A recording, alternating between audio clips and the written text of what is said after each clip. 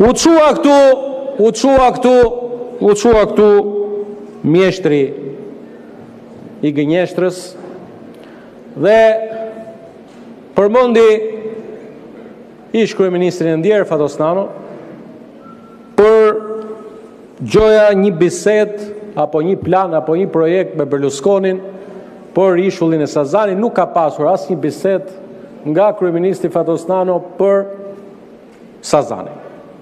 Por siç e ka zakon të gënjej për çdo gjë, ndoshta për gjetur dhe alibi për vete, ja faturoi para arsit vet. Nuk e di ç'ke bërë ti biseda me të për Sazanin, por me përgjegjësi të plot për shkak edhe të nderit të madh që kanë pasur të punoj pranë Fatosnanos, nuk ka pasur një bisedë tillë. Ja pra, dashur qytetar shqiptar, dy njerëz me diferencë të madhe moshe, me të njëjtën sëmundje të pashërueshme të gënjeshtrës dhe të pavërtetës, ndërsa sa i përket atyre kërcënimeve të tua që ti do bësh hatan me datë 24, unë do të ta kisha dhënë një përgjigje, por kam shumë respekt për kodin e etikës së kuvendit. Një gjë nuk kemi marrë ty në konsiderat, edhe kur na ke kërcënuar publikisht senat dritare, është një sniper që do të marri në ballë çdo që do t'i afrohet kryeministrisë. E ke thënë ti këtë apo jo? Ti ke dalë dhe pastaj më rezulton që, më falni për shprehjen, je zbythur kur ke shkuar atje të deponosh, paktën siç raportojnë mediat, se ke thënë që ti s'ke dhënë në urdhër për qelluar mbi popullin me 21 janar, po ti nuk di ç'ka bër Luli. Unë nuk di ç'ka thënë Luli, por një gjë duhet ta dish Sali Berisha. Këtë forcë politike dhe ne që jemi këtu, ne pa e zbardhur përgjegjësinë tënde sa i përket urdhrave për vrasjen e 4 shqiptarëve në 21 janar, kjo forcë politike nuk ka për të tërhequr kurrë. Këtë ngulite mirë në mendje. Dhe nuk ka të bëjë thjesht dhe vetëm me 4 dëshmor apo me shumë plagosur tjerë, po ajo ka të bëjë me një prej ngjarjeve më të rënda, nëse doni, në historinë e këtij vendi, e cila erdhi në fakt si një ripërsëritje, një përpjekje tjetër tënde për të qelluar mbi popullin. Në 1997 dhe urdhër avionëve të qellojnë mbi popullin e jugut, dhe në 2011 dhe urdhër për qelluar mbi popullin opozitar në shesh. Kaq për këtë pjesën, se shoh një që dhe thonë që kur e ke bosh, e ke edhe bosh brenda, por sa i përket marrëveshjes, nuk ka më nevojë për diskutime. Besoj e morët edhe përgjigjen nga ana e kryeministrit sa i përket shqetësimit tuaj pse kryeministri nuk është sot në Davos për ta firmosur. Kryeministri do të jetë në Shtëpinë e Bardhë si mik i presidentit Donald Trump për të firmosur autorizimin që do t'i japi sot parlamenti. Kështu që tani sipas porosisë edhe sipas vlerës dhe rëndësisë, kokën poshtë, dorën lart dhe votoni marrëveshjen. Faleminderit. Replik zoti Berisha.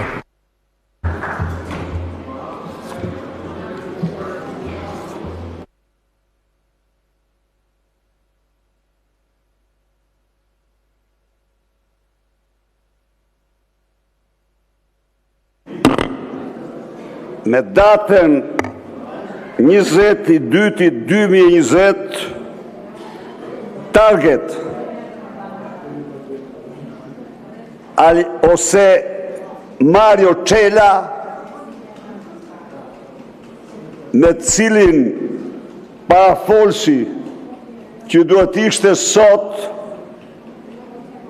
i dënuar të paktën 40 vite për vrasjet që ka porositur me dokumenta, informon Pinin se kishin rënë dakord me tyre për që të mos kërkonin Taos këti këtu, të mos i kërkonin, dëgjojeni, bandës. Asnjë tender publik, se ky merret me tendrat, asnjë tender publik, apo favoret tjera përveç atyre që kishin rënë dakord të kërkonin. Ky mesazh ju përcull Taos dhe i dhanë afat gjerë në dhjetor. Dëgjojeni, është krahu i kartelit të Çelës. Tao ju përgjigj kësaj, a garantoni që të gjitha ata njerëz që do të votojnë për ne nëse vendosin në listë ata që donin nga burgu? Dëgjojeni, gjëra kriminali është, ja ku ka vendin ky? Prisni. Përgjigja ishte, po, ne e garantojmë këtë. Më pas, Tao tha,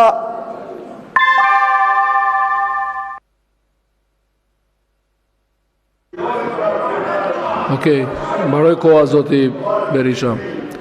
Zoti Redi Muçi kërkon kërkuar fjalën për replik. Çfarë një minutë mbaroj koha.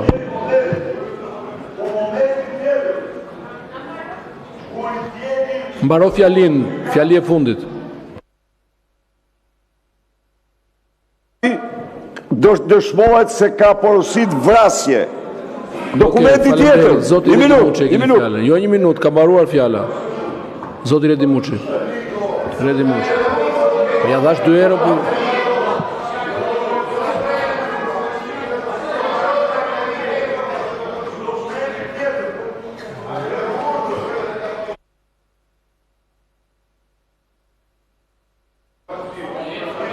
Si.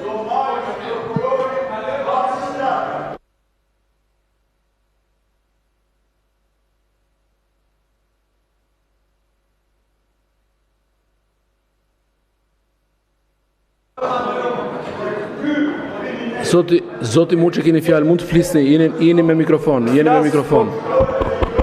Po. Mund flas, por çështja është të dëgjohem pa.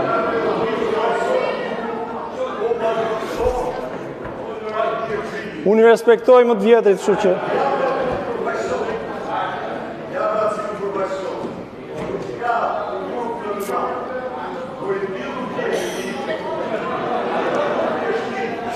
tani me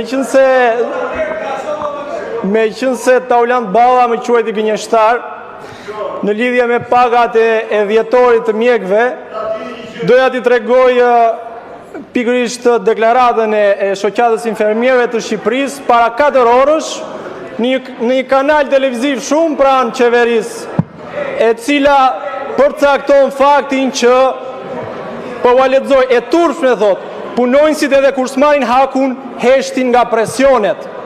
Tani fakti që heshtin nga presionet ndoshta e trimëron zotin Taulant për të thënë që duhet të hani edhe kur e keni lugën bosh. Megjithatë, është realisht e turpshme që s'u paguani pagat mjekëve. Faleminderit.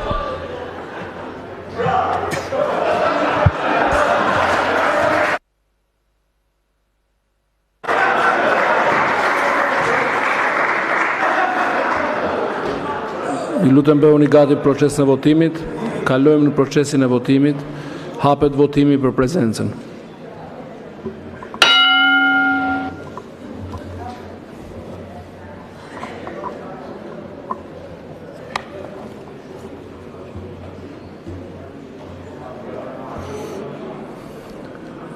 Mbyllet votimi. 110 vota për prezencën. 110 deputet prezent.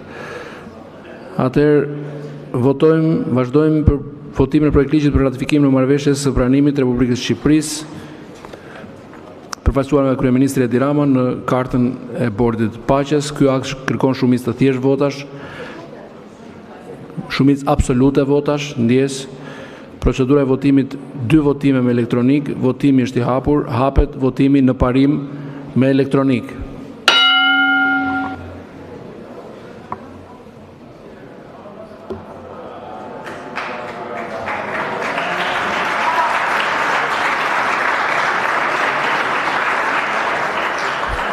Mbyllet votimi. 113 vota pro, 1 abstenim, 0 kundër. Miratohet projekt ligji në parim. Para se të fillojmë votimin e nenit 1, në bazë të nenit 76 rregullores, do të votojmë 2 amendamentet e zotit Gazmend Bardhi. Amendamenti i parë, titull që riformulohet për ratifikimin e marrëveshjes së pranimit të Republikës së Shqipërisë në Kartën e Bordit të Paqes, dhe amendamenti i dytë, neni i parë ndryshohet si vijon ratifikimin e marrëveshjes pranimit të Republikës së Shqipërisë në Kartën e Bordit të Paqes sipas tekstit që i bashkëlidhet këtij ligji dhe është pjesë përbërëse e tij. Në bazë të nenit 75.3 rregullores, autori i amendamentit ka të drejtë paraqesë atë për jo më shumë se 7 minuta. Zoti Bardhi, fjala për ju 7 minuta.